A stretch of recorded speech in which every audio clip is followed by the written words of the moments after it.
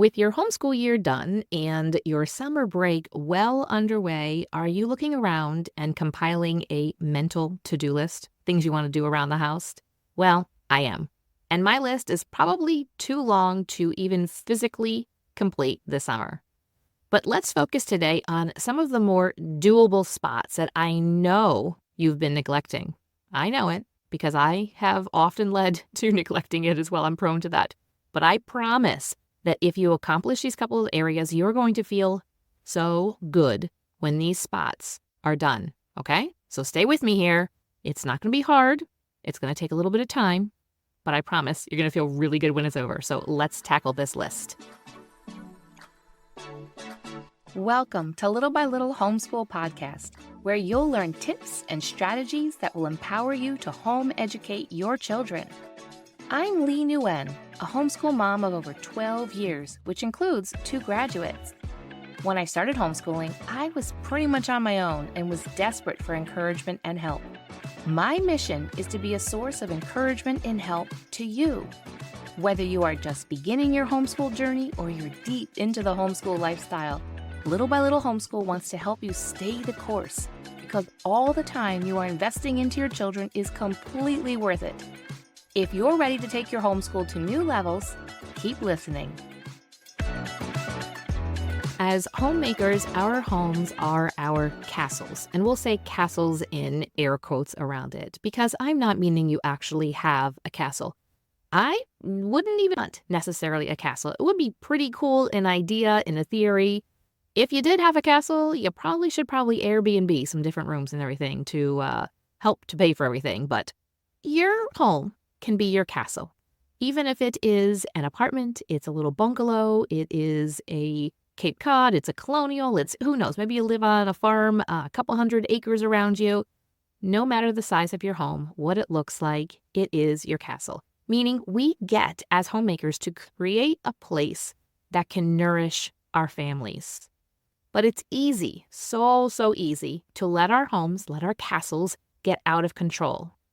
The best way to keep up with your home is to have a chore system, which is what you're going to learn in the Tidy Home, which I promise you, when you go through the Tidy Home, it's going to end all of those to-do lists that are laying around, that get lost, and that get ignored. It's also going to end all of that decision fatigue as to what do I do and feeling frozen. You can get all the information about the Tidy Home at littlebylittleHomeschool.com/tidyhome, or you can tap the link in the show notes.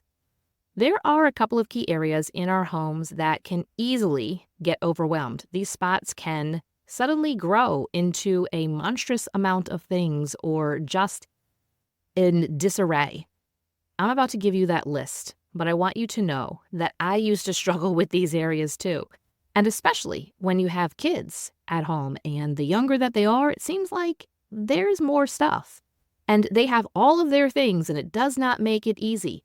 But that does not mean that those areas should be ignored. Ignoring areas that need to be cleaned up and to be taken care of, maybe decluttered, leads to it becoming, guess what? More overwhelming. So I want you to join me today and step out of that overwhelm. I'm going to share 4 spots in your home that you have got to stop neglecting. And right now, this summer is a perfect time to get them under control. Are you ready for the first one? We're just going to hit the big dog here in the very beginning. And this is an area that you might need to include your husband in on. It just depends what all is in here. But are you ready? Drum roll. The first spot that you have got to stop ignoring and neglecting is your garage. Yeah, I said that. Now, you might have a 1-car garage. You might have a 2-car garage. You might have more than that amount of garage. Your garage might be an area where you need to store things. You might not have an attic, you might not have a basement, you might not have a shed, and I completely understand that. It does not mean that you have to be able to park your cars in there, but guess what? That's actually the function of a garage, is to be able to put your cars in it. We had one home, our very first home, that was a townhouse, and we did not have a garage. And we lived in an area that, I'm in the Northeast, so therefore we have snow. And I had our children very young there, and I was so tired of having to deal with all of the snow, cleaning off my car, having to get soaking wet when I was getting kids into cars, and strapping them into their car seats and how long that would all take. And I vowed that every house after that would have a garage. Because I grew up when we had a garage, but also then when there was all of us driving, I didn't necessarily have access to the garage. It was my parents who got to park in the garage, and we had to park other places. But I always vowed that I would do that. My husband grew up in a city, and so he had no idea. And now he likes it as well. He appreciates it. He appreciates not having to clean off the windshield and clean off the car in the snow. And as long as you have a car that can drive through the snow, or you shovel the driveway, it's one of those things. But you don't have to be able to park your car in the garage, but maybe that is your goal. That's your goal, that's a great goal. The first thing is the garage. What do you have in your garage? Are there things in there that you do not even know that are in there? This is an area that can very easily be neglected and very easily get overwhelmed because kids will dump things there. You could have kids in sports, and so you have all of the sports equipment. But just think, when it is the off season for the sport, and if they're not playing that, is there some place to put it? The best thing to do is I hate to say this, is literally just take everything out of the garage, and you have to look at it and go through it. And so that's why I'm saying this might be a good project for you to do with your husband. It might take a weekend. It might take longer than a weekend. But start to pull everything out and evaluate. Do you really need things? Because I can almost guarantee that there are things in the dark inner recesses of your garage that you have no idea are even there. When my kids were young, it was so easy to neglect the garage. As long as I could get my minivan into the garage and we can get out and everything, I could ignore the boxes and everything around that. But I found that when I began to regularly clean out my garage, I felt lighter. It felt good. I didn't mind going out to the garage. I knew where everything was. Now, there were some homes where we didn't have any type of shed, and so therefore that would be all of our garden equipment would be in the garage, or that would be somewhere where all of the sports equipment, or there was one house where my husband had a tool bench that was actually in the garage, that was built into the garage before we even purchased it. So he had all of his tools and would do his projects in there. And it can I guess what I'm saying is you have to look at your home and how is it going to serve you? Is there a way you can get things up and off of the ground? Can you build shelves? Maybe you store Christmas decorations in big tubs in your garage. Is there some way that you can get them up high and out of the way so that when it comes to November, December, you take those down, you put out the decorations, and then you can simply put those very easily back up. You might need some help to get them down. I remember having my husband take them down, but once everything was empty, I could very easily take those empty tubs and toss them up there. And then again, when we took everything down, we take the tubs down, put everything in, put it back up. It sounds like a lot, but it really wasn't that hard at all. But it was just up and out of the way. Are there sports equipment that you can put maybe smaller shelves, put racks, put hooks? Maybe you can put an area where all of the cleats and all of the sports shoes go. Look at your garage and how can it serve your family right now in this season. Maybe there's a ton of bikes. I have seen some amazing things for bikes in order to get them up off the ground. And maybe you don't necessarily want to put the kids, if they're small, their bikes up off of the ground because then they can't easily get them out. But maybe it is the adult bikes that go up, or you have teens and their bikes can go up higher on hooks and they can easily take them down. But first is probably to take everything out of the garage and evaluate, how do we want to utilize our garage best? And then take the necessary steps in order to do that. I go through our garage every spring and every fall. What happens is over the winter, it kind of becomes a dump zone because it's so cold and we just kind of throw things in there. And so in the spring, it is a really good time to get it all cleaned out. And then the fall, I kind of get things all set up and ready for the winter for us just to kind of grab things, get all of the leaves and the dirt and everything that has blown in there during the spring and the summer. And so those are the two times that work for me. And if I do it regularly, guess what? It's not a big deal. It might just take me a couple of hours. Now, we also do have other areas. We have a shed, so I can store all of our stuff in there for gardening and that kind of stuff. And we don't necessarily have to store Christmas stuff. We have other places that we can store that stuff. So really the garage in our home currently is just for our cars and just for car stuff. Now, I do have to let you know this, and I'm going to come clean. We have a 2-car garage, and one of the sides is taken up by my 16-year-old car that he purchased in the fall, I guess late fall, early winter, and he has been working on it. To be honest, I didn't really do a good cleaning of it in the spring because half of the garage is covered in tools and pieces of cars. He is working on fixing up that car so that it can get on the road. And so this has been a little bit of a homeschool project as well as just life skills as well for him to learn. But the other side of the garage is my minivan, and it's cleaned up. There isn't anything on that side that does not need to be there. All right, that was kind of a long one right there, but I promise we'll kind of keep things snappy here for the rest of them. Number 2 is your bedroom closets. The summer is a really good time, especially on those hot summer afternoons when you're like, I just want to be inside. Or maybe you have some kids that are napping, or you have some kiddos you're like, hey, gonna let you watch a movie. Make a tent, and here is a movie. If you listen to the previous episode, 267, that might kind of ring a bell for you right there. But work on bedroom closets. This is a really good time. I prefer to do bedroom closets in the summer or in the winter when it's cold. But this is a good time now to do bedroom closets. Clean everything out. Take a look. Evaluate things like if you hang up your clothing, winter clothing that you did not wear and or that you do not fit in or you do not see yourself wearing. Get rid of it. Go ahead and donate it. There's somebody out there that would enjoy that outfit. Maybe you don't like that shirt or that sweater, but they would. But bedroom closets, all of the bedroom closets. Doesn't matter if you have 2 bedrooms in your home or you have 8 bedrooms. This is a great time, and you can have your kids help out as well, especially the older kids. They should be able to help out. Let's pull everything out. And again, what is the purpose of this bedroom closet? Is it a place to be able to store toys because all of the clothing is in dressers? Or is it a place to store all of our clothing and shoes and whatever else? It also depends upon the size of the closets.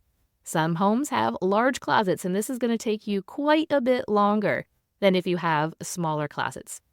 But don't neglect the closets. You shouldn't have any closets in your home that you have to quick throw things in and close the door before everything falls out. That definitely needs to be worked on, even if it's not a bedroom closet. But I highly recommend spending some time going through your bedroom closets, figuring out what did I actually use this past fall, winter, and spring, and what did I not that I can let go of? You might find some things in there that you had no idea was actually in there. The third area kind of relates to that a little bit. We're going to stick around in the bedrooms, and that is dressers. Go through all of the clothing. For children, they are constantly growing, right? You might find yourself having to have a whole new wardrobe for them every single season. What fit them last summer does not fit them this summer. And you know for certainty that what they're wearing right now this summer is not going to fit them the following summer. If you have older kids and you know that those articles of clothing are in good shape and your younger kids can use them, take them out of the dressers. Put them into bins, label these bins, and then you can maybe put them in your garage that you've organized, right? And then you can easily pull down when your next kiddo is going to need those sizes. But don't leave in the dressers any clothing that no longer fits your children. Make it simple for them to be able to open up a drawer and see what their options are for t-shirts or for shorts. You can even I've done times where I have taken out all of the clothing that is not for that season. So taking out all the winter clothing. I might leave one pair of pants and a long sleeve shirt and a sweatshirt just in case, especially for some cool nights or if they go to camp or something like that. But take it all out. Or I've also done where there is a drawer that is especially for a dresser that maybe has a couple of smaller drawers and maybe a couple of bigger drawers. And so I have a lot of old dressers. I love to find dressers that people are selling on Facebook Marketplace, or I've found them on the side of the road or at antique shops. And so a lot of those have 2 smaller drawers at the top and then 2 larger drawers, one in the middle and one on the bottom. And I would designate one of those as holding all of the summer clothing that they still fit in, and the other drawer, maybe the one down below, would have all of the clothing that still fits them, and hopefully that will still fit them in the fall. That way they only have to open up the drawer that has all of their shorts and all of their t-shirts and their tank tops, and then maybe one of the smaller drawers has all of their undergarments and their socks and stuff in that. But go through all of the clothing that is inside. Also, take a look at what is on top of the dresser. Oftentimes, dressers can collect a lot of knickknacks. So maybe take a look and see if all of those knickknacks, all of those things that are on top of the dressers, Do they really need to be there? Oftentimes when a dresser is cleared off from the top, or only a couple things, or only the necessary things, or only the knickknacks that really fit with the decor of the room, it can feel so much lighter and so much freer and a lot more clean, and just, it can feel good. I promise. Trust me on this one. Okay, the fourth area. Ooh, are you ready? It's not quite as big as the garage, but it can feel a bit overwhelming, and that is your kitchen drawers and cabinets. Yeah, I said that. I went there. And maybe we can even go with the stuff that's on top of your cabinets, the things that you are on your countertop. You know, that container that has all of your spatulas and your spoons and all that kind of stuff, all those utensils, those larger things that you use. You can go through that too.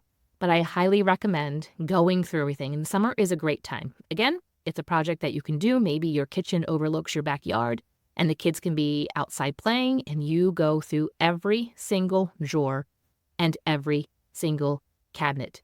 You might find all kinds of gadgets and all kinds of things in there that you have not used in a long time. I have found for myself, sometimes it's hard to let go of those things because I'll say, oh, well, maybe I might use that. I'm not saying you have to let it go and donate it right away. What you could do is take all that, maybe put it in a bag or put it in a box, put it aside. Tell yourself that you will revisit that in a couple of months and see, did you really need that wackadoodle chopper thing that you don't even know when the last time was you used, and you haven't used it since you put it away, and you didn't even remember that it existed until you pulled that box back out.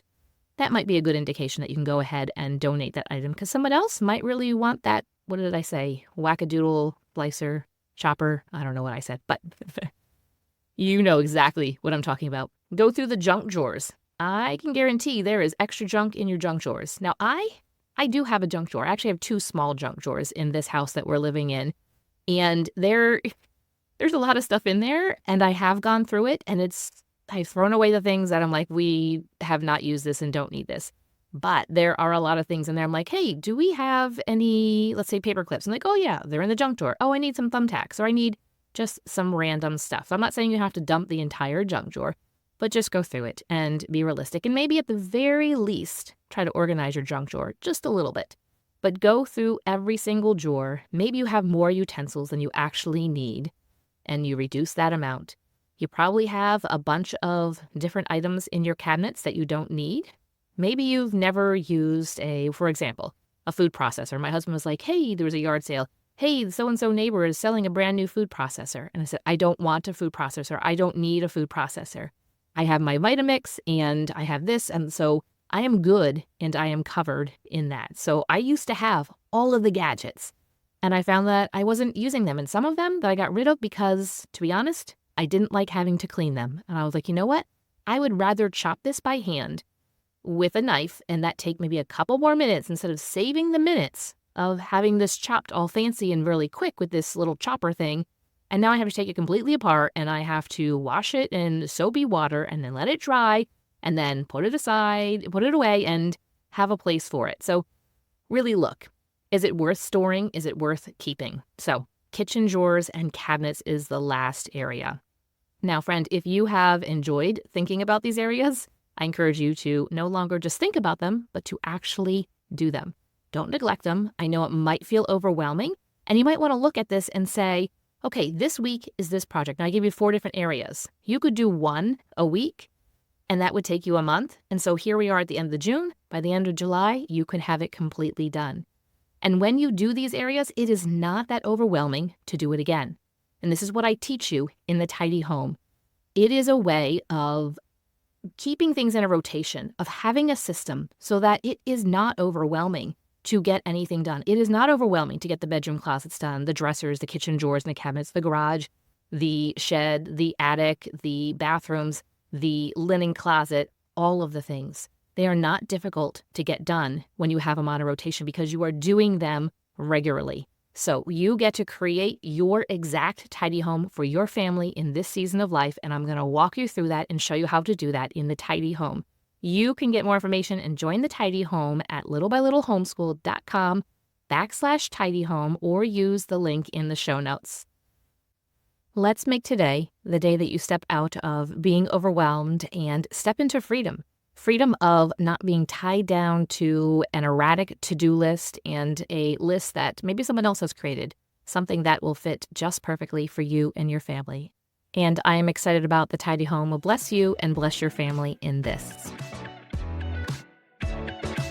Thank you for listening, friend. I'd love to connect with you more. You can find social media links in the show notes and share this episode with a friend who could use a boost to her homeschool.